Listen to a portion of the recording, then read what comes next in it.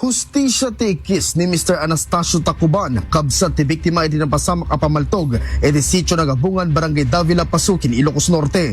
Hunana, anasakit tinakem na iti kastoy a napasamak iti kabsat na, gaputa isuda ti agad kadwa sibud pa'y idi damdamo. Tagkapsat sir, araw ko. Sakit latat na kumkumot sir. Takang araw ti kakakuyugan. Close kayo, sir? Good, sir. Mainaig iti daytoy ket awampay ti ammo na motibo iti daytoy apasamak. Adami ti mensahe ni Tata Anastasio iti nangubra iti daytoy. Ilang masahon sir, kada barbarang kwantumot lang makonsensya ta. Di ko anong tatuwag bagay na nga wasat.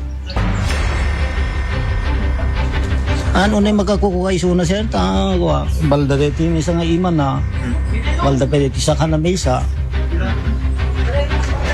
So kung kunan ni Aguinaldo at tayo bigat sir, kaya suwida ko amot ng kabalbalin kung kuna da ba yan. Na-atake dito, sir? Sir? Na-stroke dito, sir? Pulyo ito isa ka na mesa sir. Kabayatan na narekobre iti ini mabasyo iti caliber 45 iti nakapasamakan ti krimen iti agdama ket malariman pailang ti panagsarak ti PNP iti suspect iti daytoy nadakamat a krimen. Para iti IFM News, Idol Lawrence Martinez, Tatak IFM.